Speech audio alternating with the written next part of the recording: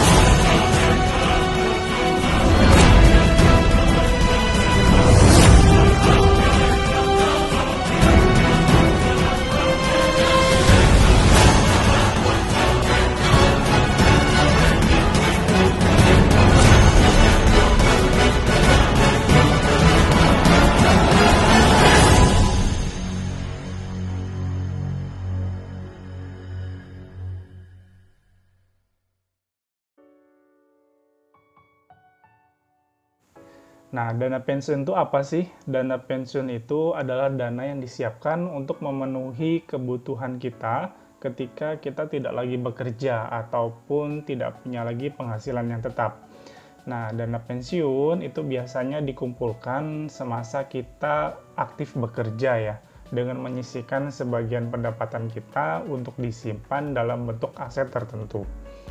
Nah, catatan ya, kalau untuk menabung dana pensiun itu tidak hanya menabung, tapi harus menggunakan instrumen-instrumen aset tertentu agar dananya berkembang.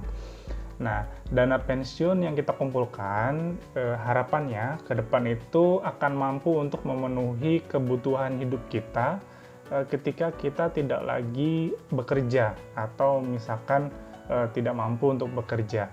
Ada banyak hal ya yang harus dicermati perihal untuk pengumpulan dana pensiun ini agar hasilnya itu nanti bisa menopang kehidupan kita ketika sudah tidak lagi di masa produktif atau tidak bisa lagi bekerja, karena kebutuhan setiap orang itu berbeda-beda ya. Ada yang bisa jadi kebutuhan hidupnya per bulan cuma sekian juta, ada juga yang lebih dari itu, seperti itu. Target untuk pensiun setiap orang juga berbeda-beda ya. Biasanya untuk usia pensiun itu di Indonesia sekitar 60 tahun ya. Bahkan ada pula yang misalkan sampai berpikir untuk pensiun di usia di bawah 60 tahun atau lebih muda. Nah, alasannya bisa jadi banyak hal ya. Yang pertama karena ingin menikmati hidup misalkan, karena sudah merasa bekerja keras sehingga menghabiskan banyak waktu yang tidak bisa digunakan untuk keluarga, atau misalkan ada rencana-rencana lain, misalkan taruhlah pengen usaha dan lain sebagainya. Nah, makanya setiap orang itu membutuhkan volume atau nilai dana pensiun yang berbeda-beda pula. Nah, menurut saya di sini ada 3 alasan utama ya kenapa kita butuh dana pensiun.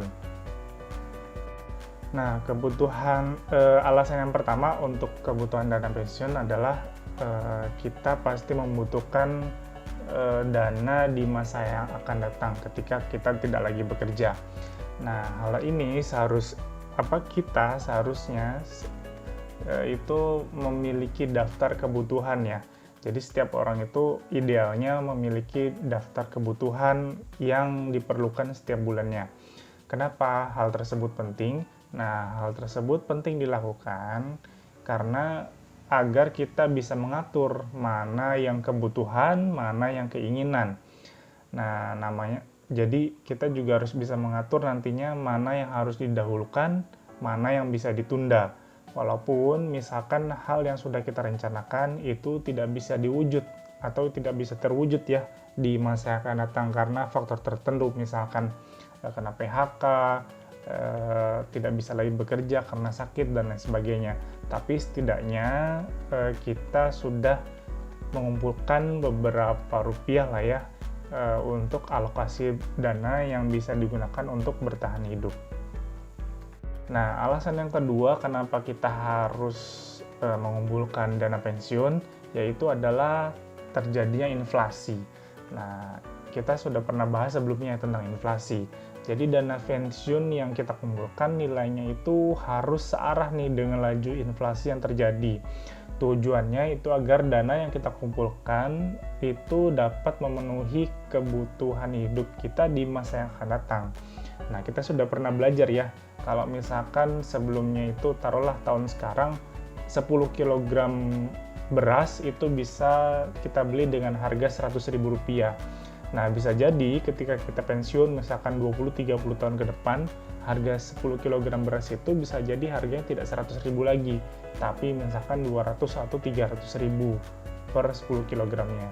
Jadi, jangan sampai dana yang sudah kita simpan dalam bentuk aset, nah itu tidak berkembang mengikuti arah laju inflasi yang terjadi.